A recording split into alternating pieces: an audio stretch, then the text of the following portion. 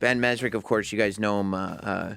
He's the author of the book that they turned into the Facebook movie. He's the author of the book that they turned into 21. Does that ever irk you that the people that are like, yeah, you're famous because you wrote the book from that movie, and you're like, you could just read the book. I know, I get it. And The Social Network was a really good movie, and 21 was a lot of fun. So I luckily am at least associated with good movies, but you don't have a lot of control over that. But I see the book and the movie as one and the same at this point. You do, so you do feel like a sense of attachment.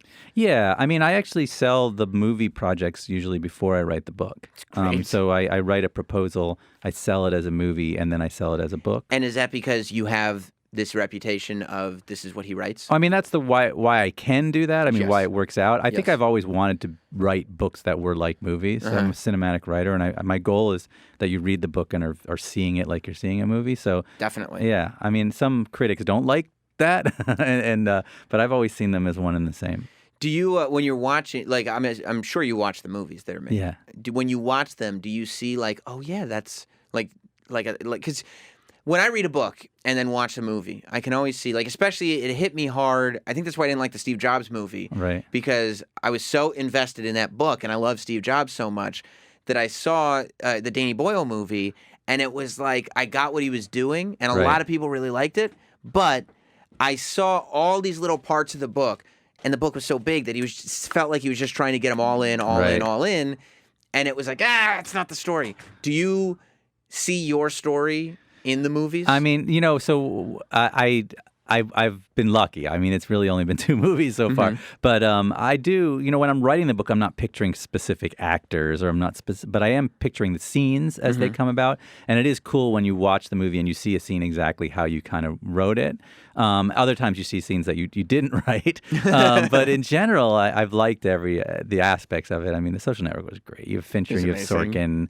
And even Trent Reznor doing the music. He won the soundtrack, Oscar for it. Jesse Eisenberg was great. That's so cool. So hopefully Wooly will be the same. But Yeah. you never know. So Wooly is it's great, and it already isn't it? It's amazing when you can put out a book Right. and on the cover you can write soon to be a motion picture on Yeah. it. Like most of the time that's in the reprint, Right, And right. they change the cover so it's the movie poster and the whole deal. Like that's not usually No, first it's pressing. crazy. It's a crazy situation, but Wooly is going to be a movie. Marty Bowen, who did Twilight and Maze Runner, is making the movie, 20th Century Fox, and hopefully we'll be shooting by the winter. So Wooly is, it's my first book that's sort of moving that quickly in terms of the Hollywood side. Yeah, So because you've had a couple books that I think. What was the book the last time we spoke? 37th Parallel. And we are making that movie as well. Right, That's the 'cause I UFO remember- story. yes. And that's being made by New Line. That's going to be really cool, too.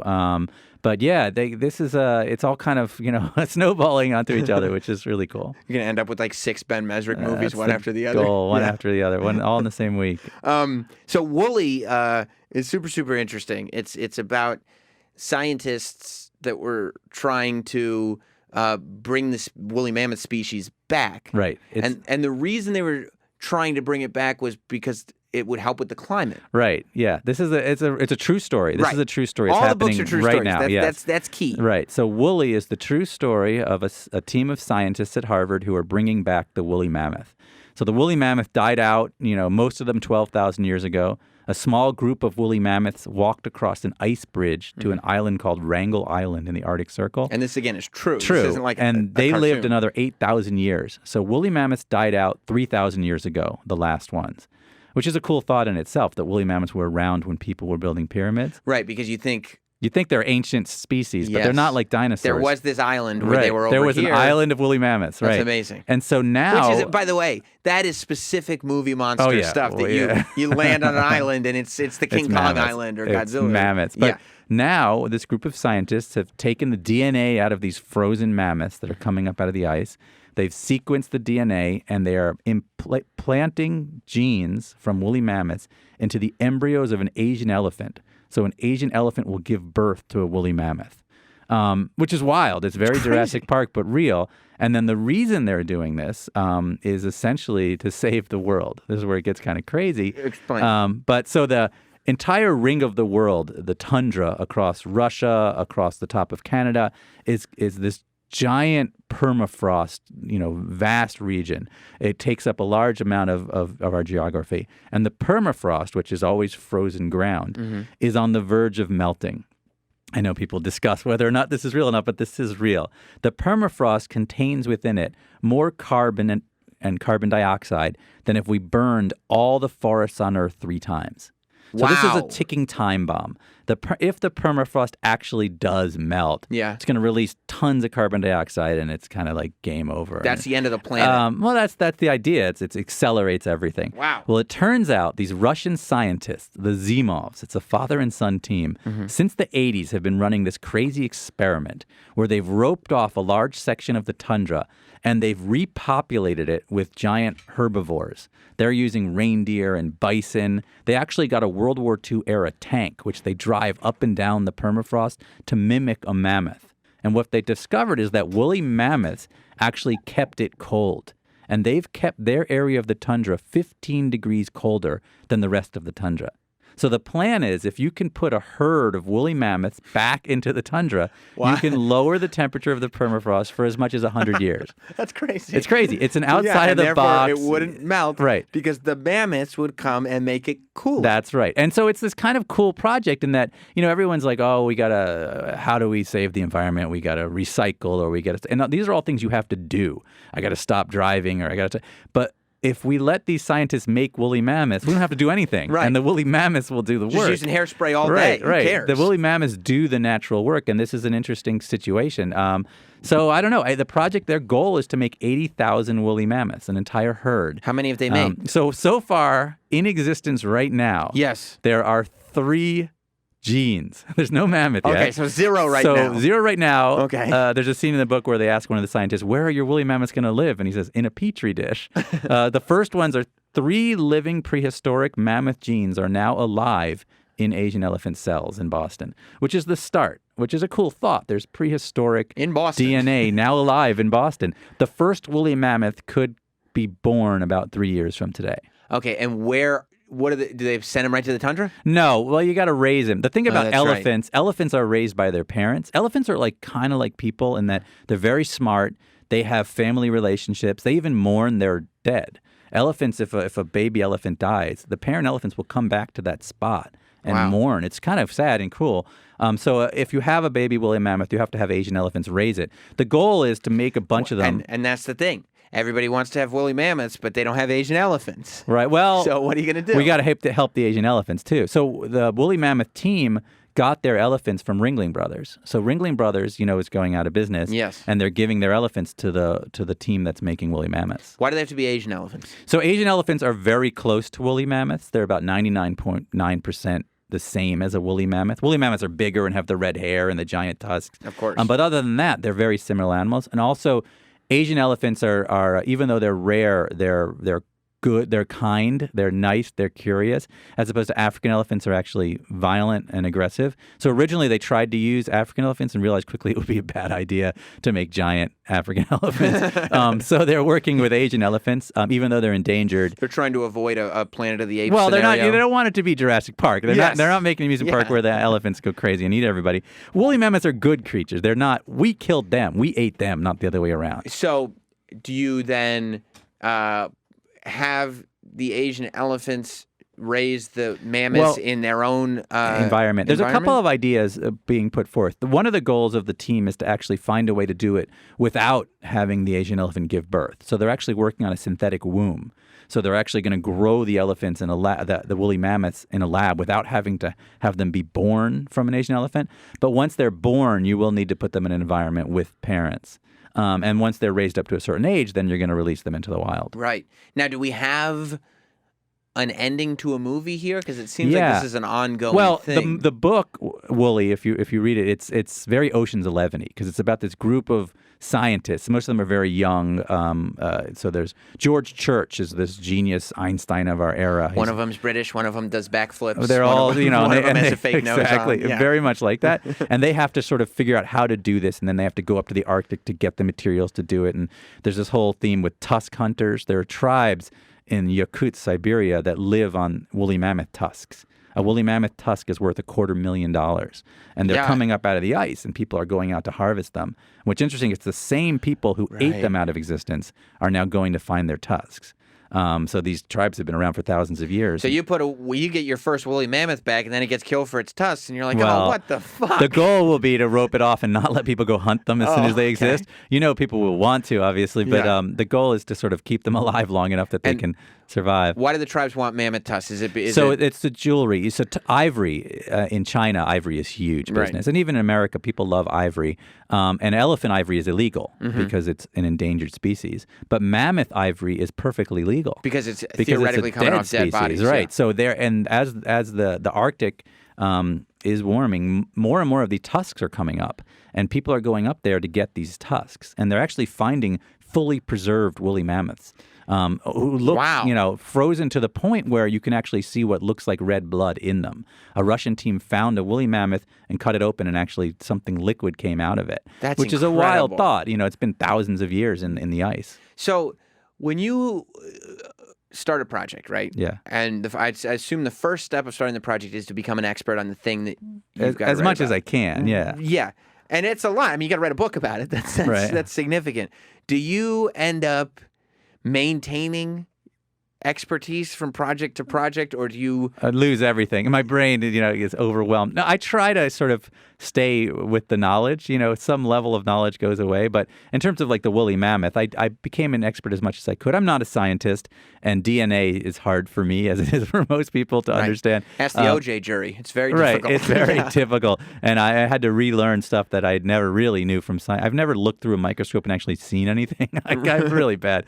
I don't know what's going on. I don't know. Yeah, exactly. Yeah. But the story of the woolly mammoth, I think, is so dramatic that I was able to sort of figure it out. But yeah, I think I stay an expert in some of the topics. Do you So Facebook, for example. Yeah, I know everything about Facebook. Yeah, exactly. I know. Yeah, I'm coming to you like, how do I change my profile picture?